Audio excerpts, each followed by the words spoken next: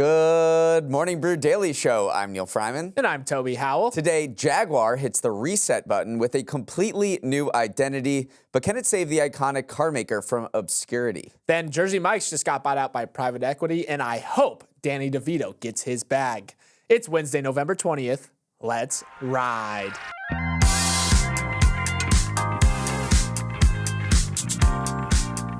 Breaking news out of the music world, there is a new record holder for the fastest song to reach 1 billion streams on Spotify.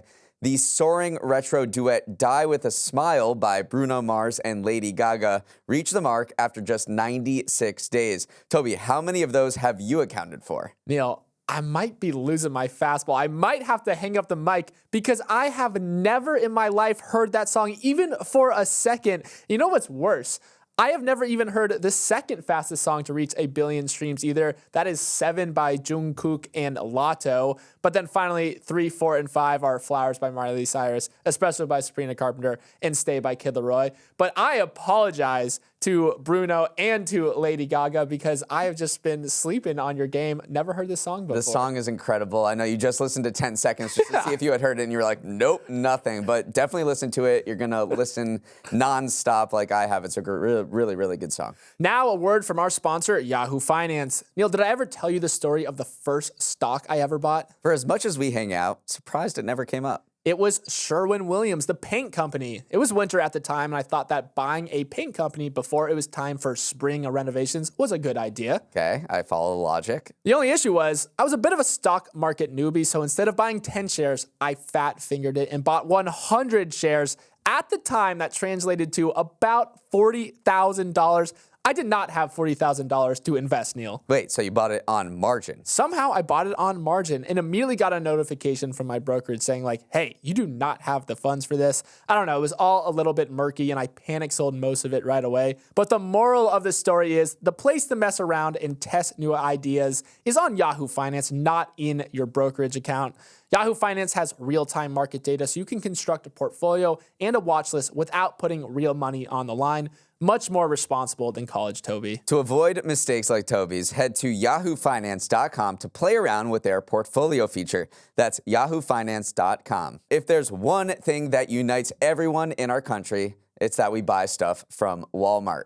Yesterday, the United States' biggest retailer announced a mammoth third quarter and raised its guidance for Q4, the key holiday shopping season. Shares gained about 3% to hit a new all-time high. They're up more than 63% this year compared to the S&P 500's 25% gain.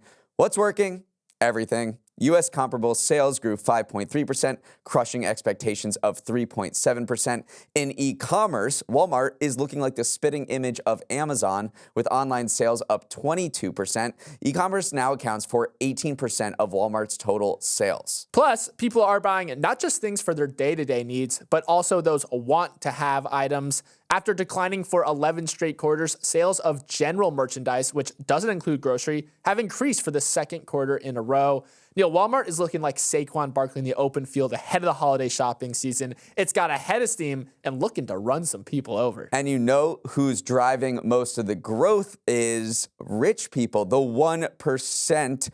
Households making over $100,000 a year or more accounted for 75% of the market share gains that Walmart has made. And this has been a concerted effort by Walmart dating back to 2019 to refresh their items, refresh their stores, to go after wealthier shoppers who might be trading down for more value. They released this premium food brand that we had talked about previously on the show called Better Goods that has things like oat milk, non-dairy ice cream, and cardamom jam, and curry chicken empanadas. And that's just one part of their strategy to go after those wealthier shoppers who account now for the second biggest cohort of all shoppers at Walmart. And interestingly enough, that households making $100,000 a year are typically Amazon's bread and butter competitor. So you mentioned Amazon. Walmart is infringing. They're stepping on their turf because Walmart has created this really strong online operation that is almost rivaling Walmart at this point. You can now buy online. You can pick up at thousands of stores. They have this program called Walmart Plus where you get same-day grocery delivery. So they really are trying to take business away from Walmart because Amazon. Take business away from Amazon because it has been this big push and pull fight. Walmart's online sales have grew 22% in the United States in the last quarter, so it's clearly got its sights set on the biggest e-com player as well. So what could slow Walmart's roll? Because it really is on a roll, very Saquon Barkley-esque. Well, tariffs, right? President-elect Trump has pledged to enact sweeping tariffs up to 20% across the board, up to 60% on China. That will impact retailers among the worst of any industry. Walmart CFO came out yesterday and said, look, we are not going to be immune to tariffs. We never want to raise prices, but if tariffs do come down the pipeline, it will probably cause prices to go up for consumers. So the biggest retailer in the United States making this warning, it's probably insulated better than other retailers like Target or smaller ones, but it issuing that warning saying consumer prices may go up if these tariffs do come to pass, and that is certainly going to send a sliver up the spine of a bunch of other retailers as well. But as you mentioned, Walmart is actually decently situated to weather tariffs. About 2/3 of its products are actually sourced within the United States. And remember, a lot of Walmart's business actually comes from its grocery division. When it's not supplying its groceries from China. That is all sourced more locally. So that is one thing that 60% of its revenue came from the grocery category last year. So potentially it's a little bit more insulated. And one thing that Walmart CFO has said is that their general merchandising products typically have a little bit of a higher markup than groceries, so they have some wiggle room there. If they wanted to choose to not pass on those costs to customers, they could just eat into their own margin a little bit. So they do have some kind of slack to play with, even though that these tariffs are something that they have to kind of broadly say, like, hey, prices might go up, but they are trying to say, we'll do everything we can not to pass those prices on to consumers where possible. Private equity giant Blackstone took a break from rolling up companies to focus on rolls and hoagies, taking a majority stake in Jersey Mike's yesterday that values the sandwich chain at around $8 billion, including debt, onions, and extra olive oil and vinegar.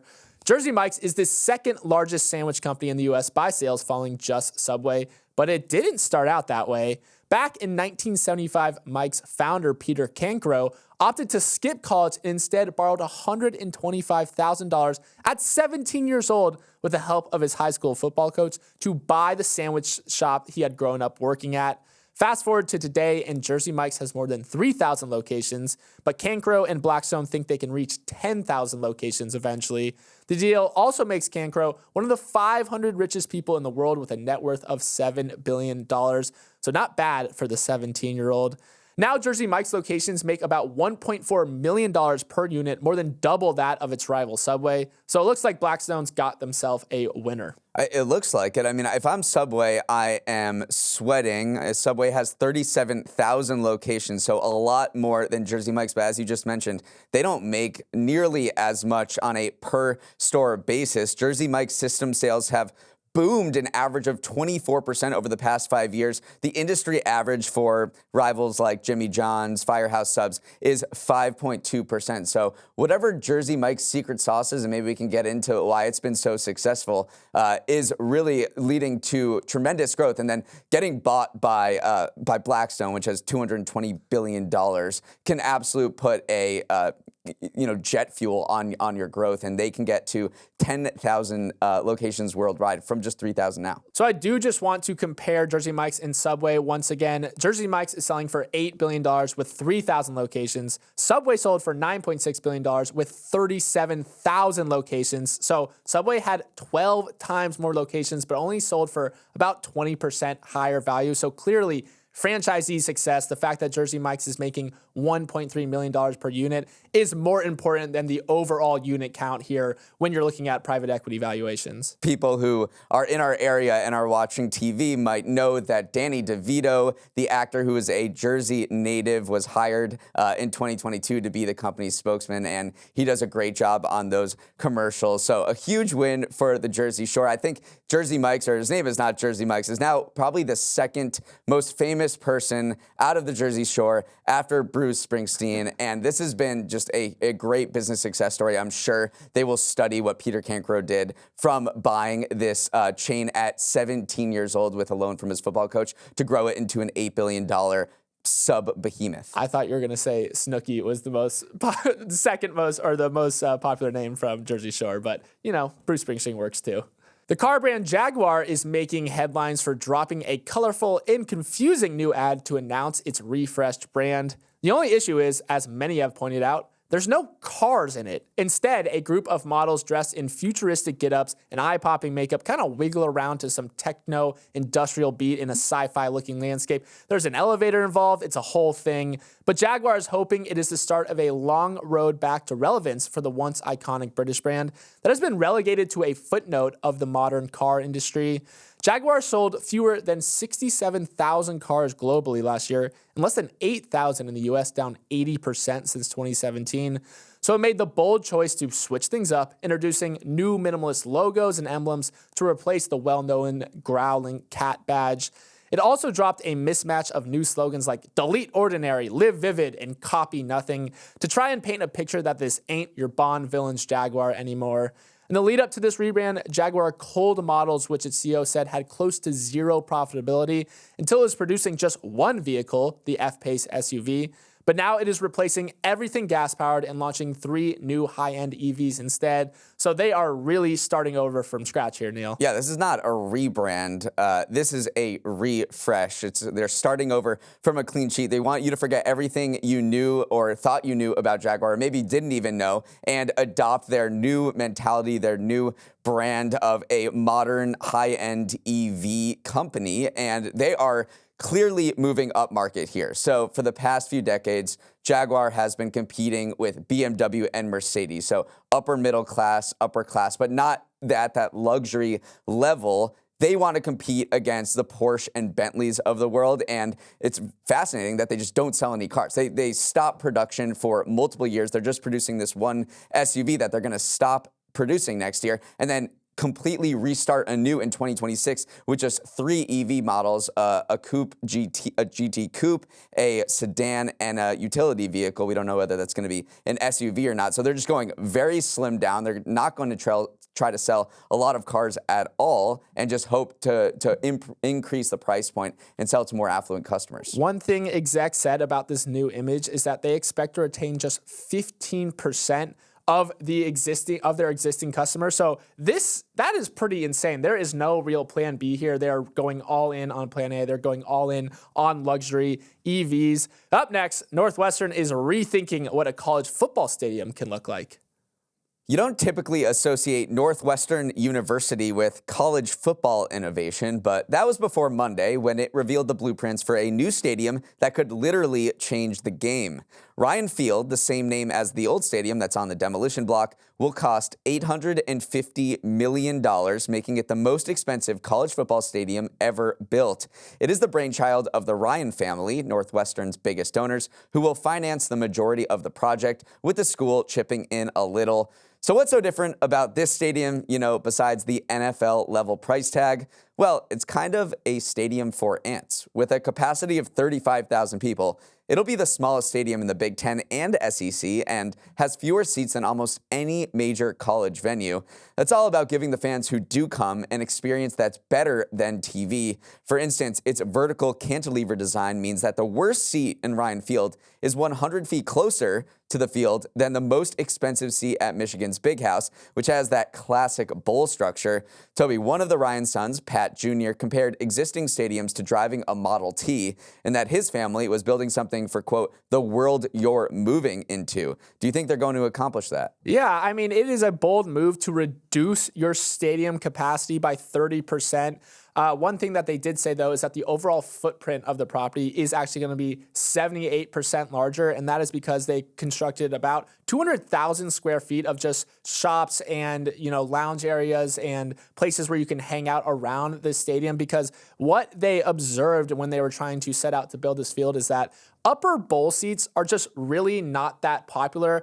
Yes, they are cheaper, but you don't have a great view of the game. So what they found was that people kind of migrate down to hang out because they want to be part of the game day atmosphere, but they want to be closer to the action. So they usually go down to the lower bowl or just hang out near the concessions area. So they're like, what if we just got rid of that entire upper section, which is the most expensive to build, the least revenue, and just gave people more places to hang out. So you can see the thought process here of going this smaller, more fan-forward experience. So I think it's a pretty good idea. And another major consideration was monetization and revenue maximization, which are very business terms. But that's the way you have to think in the NCAA now, with it becoming more of a quasi-professional sport. The previous stadium had none of those luxury boxes, premium seating, clubhouses where you really can charge people a lot of money. So they just weren't making that much money. But you have to make money as a college athletics department now. It's not even a question, because coming through the pipeline is a major NCAA settlement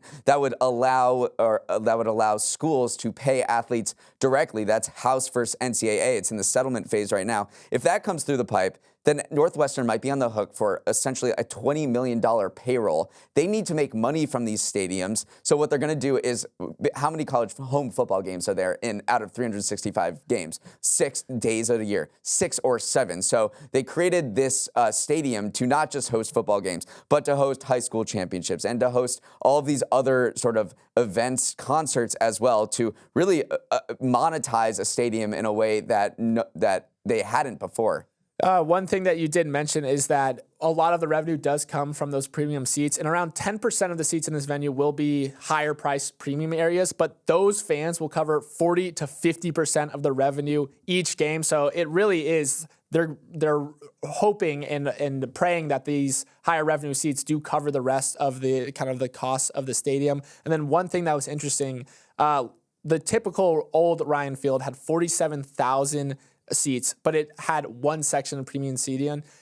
This year, the Wildcats played their first 4 games in a 12,000 seat temporary stadium, but their athletic director said that they actually made more revenue per game in the 12,000 seat arena because of these premium areas than the 47,000 seat arena. So I can't say enough how much it is important that you have these premium sections, because it drives so much revenue. It's less fun, though. It is less fun, unless you have the money to buy the premium. Right. Well, what happened with Intuit Dome and Steve Ballmer for the Clippers? I think he reduced the amount of club seating to create a more fan experience. Then again, he's got more money than God and doesn't really need to, drive revenue maximization like Northwestern with that huge payroll bill looming. Let's sprint to the finish with some top news headlines. President-elect Trump continued his hiring spree to fill out his administration yesterday.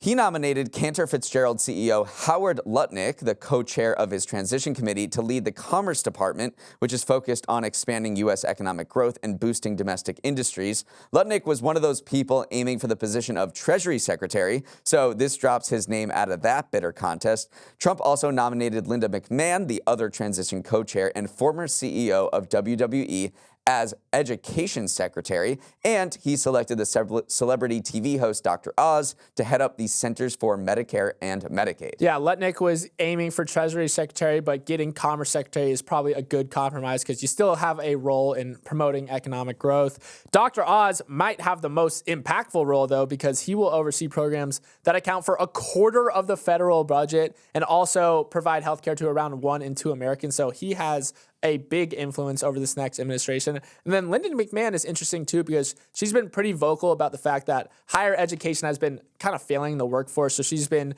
advocating for jobs to require less degrees, and then also increase access to technical education, more career-focused education. So 3 vastly different profiles, but 3 people that Trump kind of thinks are coming from the outside and can help, change things up in Washington. SpaceX's Starship, the biggest rocket ever created, soared on its 6th test flight yesterday, proving that practice makes perfect, or at least less explosions. While the Super Heavy booster managed to avoid going up in flames this time, its attempt to recreate the chopstick catch it pulled off last launch didn't go to plan, with mission conditions forcing a splashdown in the Gulf of Mexico instead. It did, however, succeed in transporting its payload into suborbit.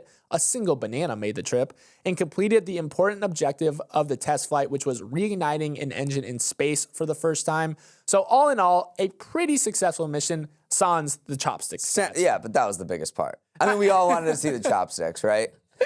We were watching. We were like, and when they said, "Oh, we're not going to do the catch," that was pretty disappointing. But yes, this is the sixth flight of Starship. It seems to be improving every single time, and there were certainly political overtones there as well. President-elect Trump was in Texas along with his very good buddy, now Elon Musk, to watch Starship take flight.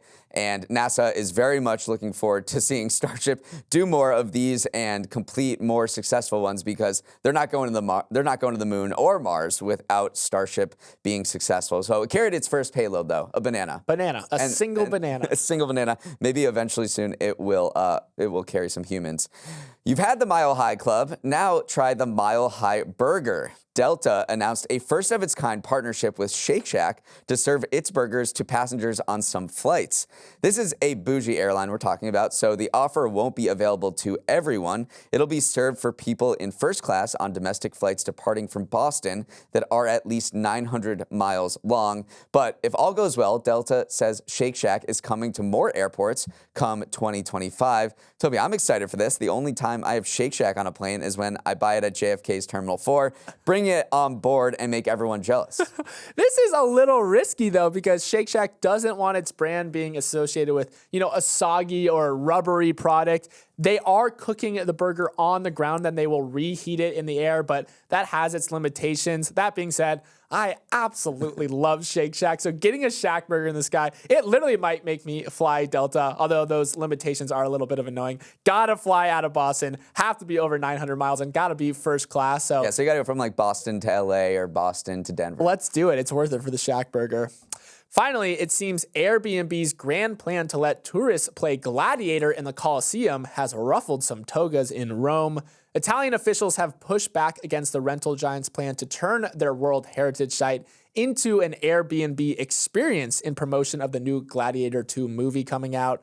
The company said it will select 16 guests to participate in 2 private events next year, where you can submerge yourself in ancient times with sword-on-shield combat. "We are not Disneyland, we are Rome," Italian politician Enzo Fosci said in a statement last week. Neal, is Airbnb going too far here? I think it's Italy we're talking about. They very much treasure their ancient monuments. And I was thinking whether this could happen in the United States, because I don't think we have such a level of reverence for our historical buildings. Imagine if someone wanted to throw a rager at Faneuil Hall, or like a murder mystery at Monticello, or if you wanted to tailgate at the Alamo or something. I think we'd be like, sure, whatever. These things are not that old. We don't care so much. Let's have some fun. So maybe the American mind can't comprehend how much level of tradition is imbued in Colosseum. And also, I think it's just Airbnb. It's an American company coming in and maybe cheapening what they consider what is like a very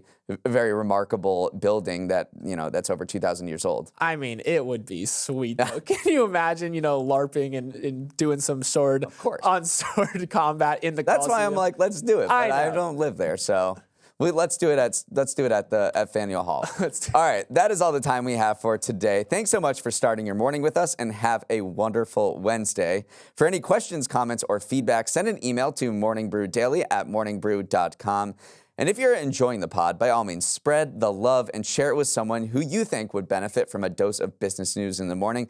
For anyone who needs some direction, Toby is here with some instructions. I want you to share the podcast with someone who you do the Gladiator experience with in Rome. But what's that? Oh, it's 16 guests. Guess you got to share today's episode with 15 of your closest friends. I don't even have 15 close friends. Yes, you Good luck, everyone. Okay, let's roll the credits. Emily Milliron is our executive producer. Raymond Liu is our producer. Olivia Graham is our associate producer. Uchenua Ogu is our technical director. Billy Menino is on audio. If you're going to Jersey Mike's, Snag Hair and Makeup and number 13 Original Italian. Devin Emery is our chief content officer, and our show is a production of Morning Brew. Great show today, Neal. Let's run it back tomorrow.